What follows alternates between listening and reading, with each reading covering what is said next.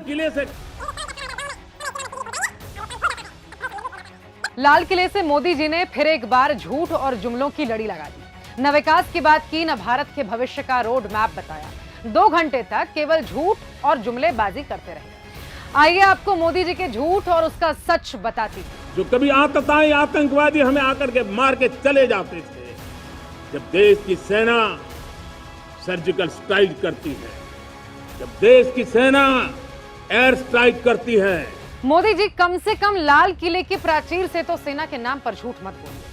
आपकी सरकार को बने अभी महज 68 दिन हुए हैं। इन 68 दिनों में जम्मू कश्मीर में 17 आतंकी हमले हो चुके हैं, जिसमें 18 जवान हमारे शहीद हो चुके हैं। इन आतंकी हमलों में 11 आम नागरिकों की भी मौत हुई है और करीब 47 आम नागरिक घायल हुए हैं। लेकिन आपके हिसाब से तो आप घर में घुसकर मार रहे हैं। अरे घर में तो हमारे चीन घुस गया है, कभी अरुणाचल प्रदेश से तो कभी लद्दाख के रास्ते से। उसे रोकने की बजाय आप झूठ पर झूठ बोल रहे हैं और देश को गुमराह कर रहे हैं। किस मुंह से, समझ नहीं आता कि किस मुंह से आप ये सब कुछ कहते हैं। देश में आतंकवाद खत्म हो गया है, आप लड़ाई लड़ रहे हैं। अरे हंसी आती है आपकी ऐसी बातों पर। अगर आप लड़ाई लड़ रहे हैं तो आपके शपथ ग्रहण के दिन ही जम्मू में श्रद्धालुओं पर हमला कैसे होता है?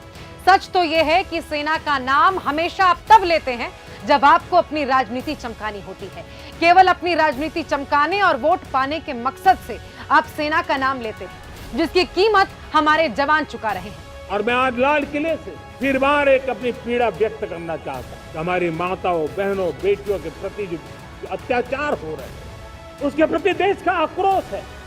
राक्षसी कृत्य करने वालों को जल्द से जल्द कड़ी सजा हो, वो समाज में विश्वास पैदा करने के लिए जरूरी है। महिलाओं की बात तो आप रहने ही दीजिए।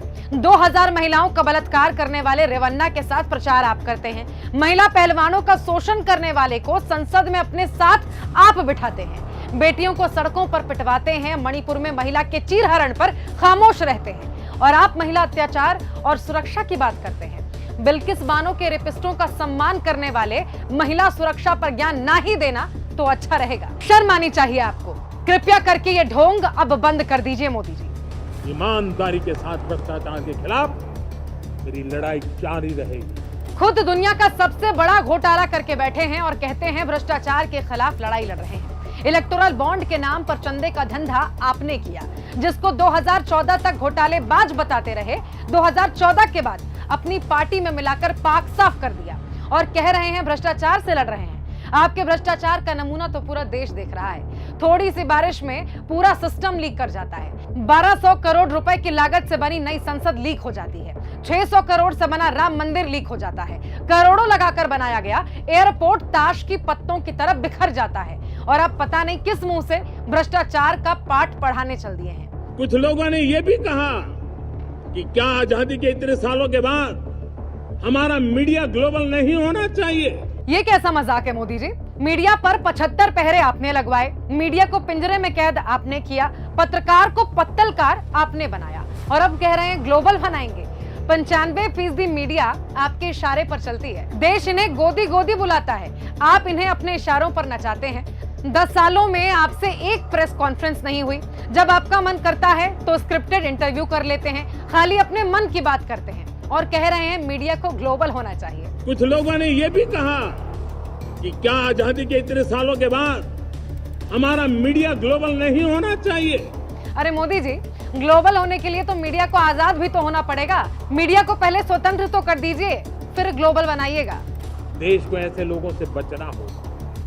वे निराशा की गर्त में डूबे हुए लोग हैं। देश में हर दिन रेल हादसे हो रहे हैं, कर्ज में दबकर लोग आत्महत्या कर रहे हैं, युवा बेरोजगार हो रहे हैं, महिलाओं पर अत्याचार हो रहा है और आप चाहते हैं कि देश तब भी खुश रहे।